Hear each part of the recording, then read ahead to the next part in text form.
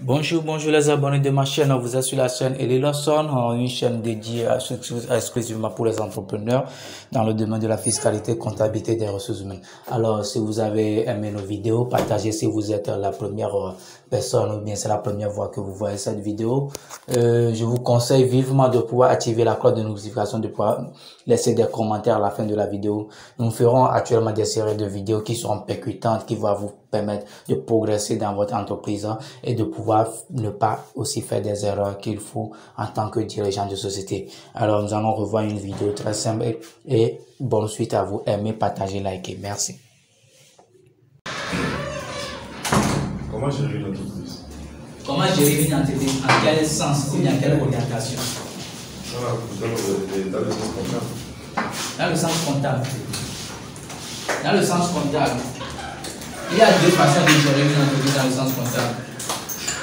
Soit vous prenez un comptable interne ou externe. Ça, c'est ça. Et il faut que le comptable fasse son métier. Quel est le métier du comptable? Ce que nous avons fait, c'est quoi? Toutes les opérations que l'entreprise a faites, nous, on le traduit de façon financière. On le traduit de façon financière pour que les investisseurs, les bailleurs, le directeur puissent comprendre tout ça. Et qu'est-ce qui se passe? On le fait aussi suivant un référentiel, c'est-à-dire des normes. Tout ce que nous, on fait, s'il vous plaît, c'est déjà écrit quelque part. 90% de ce que nous fait, c'est écrit. C'est pour cela que quand quelqu'un vient chez moi et qu'il dit quelque chose qui n'est pas écrit, moi, c'est difficile pour moi d'accepter. Même que ça soit paiement des impôts, même déjà, on a le code pour ça. Quand vous venez chez moi, vous dites que non, ça, je te dis, non, moi, ça. Quand un stagiaire même vient chez moi, je lui donne des documents de plus de 3000 pages, tu dois savoir ça dans l'espace de 3 mois. Sinon, tu ne dépasses pas les. Quand tu viens chez moi, avant de renouveler tes 3 mois là, tu dois maîtriser ce document là parce que c'est ma Bible. Si tu ne maîtrises pas, tu ne passes pas les 3 mois. 3 mois, c'est formation. Parce qu'un comptable ne doit pas faire des choses parce que comment il le sent ou bien parce que amener la vie est. Donc, le comptable, il fait toutes les opérations, il enregistre toutes les opérations premièrement chaque jour dans un logiciel comptable et selon un ordre comptable. Maintenant, ces informations-là, comme c'est un peu codé, à la demande du directeur ou bien du gérant, il peut le transcrire à une façon plus compréhensible à cette dernière. Je ne sais pas si on se comprend. Vous, si je vous donne des chiffres en comptabilité, vous ne le saurez pas. Mais je peux le faire de façon simple. Par exemple, vous pouvez me dire, mon cher comptable, je veux à la fin du mois avoir une situation du montant du carburant que j'ai, du montant de l'électricité que j'ai, du montant de déplacement que j'ai. Le comptable doit le faire. Je ne sais pas si on se comprend. Et si ce mois-ci, il le fait, le mois suivant, il vous fait. Donc, vous lui dites, ok, je veux périodiquement la situation de tout ce qui a été fait comme charge, ainsi de suite. Et il le fait. Et ça vous permettra dans une période de 3 mois, de voir ce qui ne va pas. Chef, je ne sais pas si vous comprenez. Par exemple, je ne sais pas. Prenons simplement la climatisation, les charges d'électricité. Vous avez remarqué, anormalement, sur une période du 3 mois, 4 mois, 5 mois, les charges d'électricité augmentent. Selon le rapport financier du comptable. Okay. Vous devez chercher pourquoi les charges d'électricité augmentent. Est-ce que c'est parce que chacun est dans son bureau? Oui. Parce que, je ne sais pas si on se comprend. Si moi maintenant, je suis seul dans ce bureau, je dois allumer le film. Excusez-moi, le monsieur, l'autre monsieur, parce qu'il est dans un autre département. Lui aussi il est dans son bureau, il doit allumer le film. Le troisième monsieur dans un autre département. Parce que, non, s'il vous plaît, je vous mets tous dans le même ordre. Il n'y a pas de souci, non? Moi, je fais économie. On n'a pas besoin d'être toujours tout le monde dans son bureau. S'il vous plaît, quand vous allez aux impôts là, mais pourtant, même des fois, la banque aussi, ils le font. Les gens se font face. Il n'y a pas de souci, tant que tout le monde fait, même dans les films policiers, les gens se font face, non? Les policiers, les gendarmes, les commissaires, ils se font face. Non? Moi, je vais économiser quoi? Ma charge d'électricité. Je peux vous mettre dans le confort. Vous aurez quoi? Votre bureau. Pas de souci. Vous aurez votre climatisation. Mais ce que vous n'aurez pas, c'est juste. Parce que des fois, quand les gens sont isolés aussi, il y a beaucoup de choses qui ne se font pas voir. C'est pourquoi dans les pays, dans certains bureaux, il n'y a pas de murs, mais il y a des cloisons transparentes. La personne peut être là, c'est quand du mois, quand on veut ouvrir la porte, qu'il est en train d'être sur l'ordinateur. Ce n'est pas possible. Ce n'est pas possible. Ça arrive beaucoup. Je ne sais pas si on se comprend. Donc, c'est à vous de voir votre. D'abord, parce que moi, je me rappelle, c'est mon exemple en 2016. On utilisait toujours WhatsApp. Essayez des fois d'envoyer à des heures pas possibles des messages à vos collaborateurs. Vous voyez le temps de réponse. Vous saurez si ils sont accros à leur WhatsApp ou pas. Quand vous envoyez un WhatsApp à quelqu'un, et ça ne fait même pas 2 minutes, il répond. Il est collaborateur. Ça ne fait pas 2 minutes, il répond. Vous devez avoir la psychologie de cette personne. Excusez-moi, mais c'est chez moi.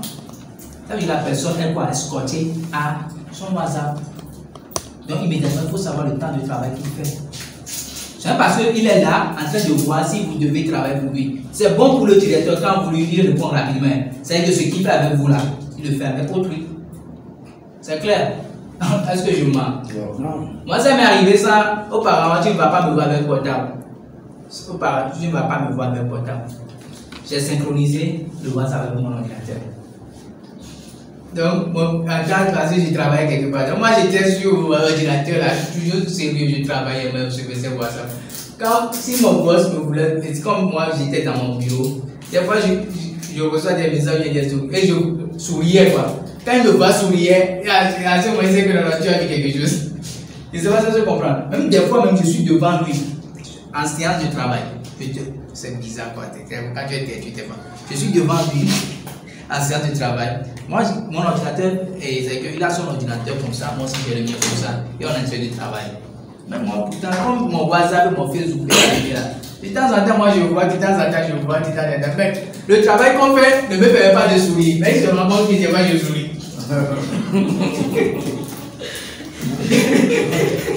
C'est ça si vous comprenez. Mais qu'est-ce qui fait que vous souriez? C'est bien quelque chose qui cloche. Non, c'est le travail. Non, quand même. Mais là, un dossier vraiment, tout le monde est en train de s'essuyer. Et toi, tu souris bêtement. Et aussi, le sourire n'a rien. Ne calme même pas dans ce que vous faites. Parce que quand tu lis des fois les images de Toto, là, c'est vrai que tu ne peux pas t'arrêter de sourire. Tu es un environnement dans lequel tu es.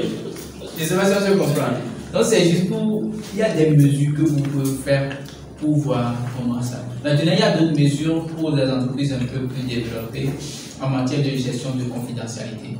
Pour nos ordinateurs, il y a des ports USB, on bloque les ports USB pour que personne ne puisse entrer un mini USB dans l'ordinateur parce que quelqu'un peut venir copier une donnée, partir avec, ainsi de suite. Elle a dit ça, il ne faut pas que tous les données soient centralisées chez la même personne. Ça aussi. Et aussi, des fois, on interdit accès à certains mails, à certaines informations.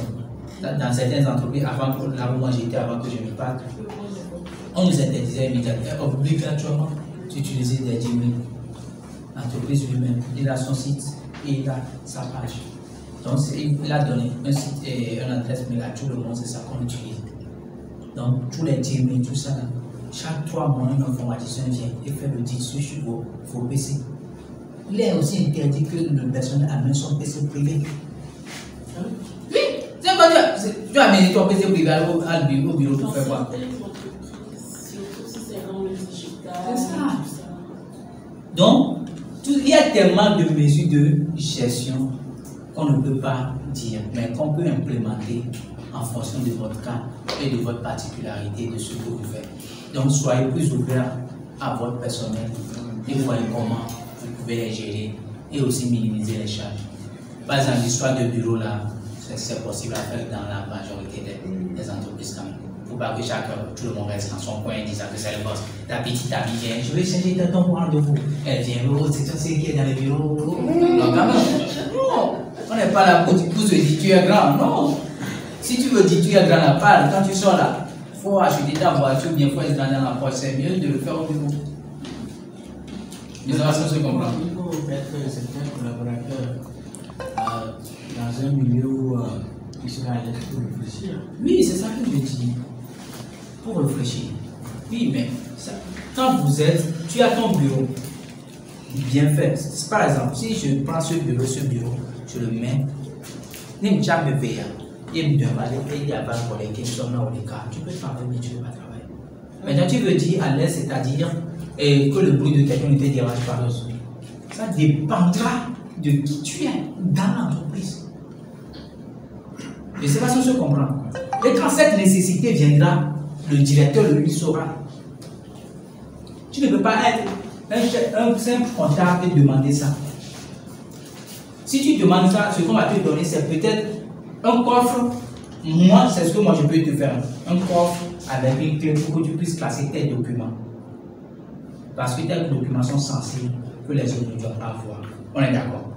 Donc tu ouvres ton coffre, tu prends ton document, et tu te mets sur ton bureau, tu travailles. Après avoir fini, tu prends, tu reviens, tu fais. Quand tu viendras un jour, que tu verras que ton coffre a été le cadenas a été enlevé, brisé, là on sait qu'on a forcé. Mais si un document perd ou bien se fâcher quelque chose, sans que ton coffre ne soit pas là, tu es responsable. Et le bureau, tout le monde ne va pas se remettre au bureau en train de chanter, chier. Quand même, c'est un milieu professionnel. Je ne sais pas si je comprends. Maintenant, si vous êtes le DG et que vous voulez un DGA qui vous représente et que vous savez qu'il y a des dossiers sensibles que vous allez nous confier, que aucune oreille ne doit écouter, là, vous pouvez lui créer un bureau. Je ne sais pas si on se comprend.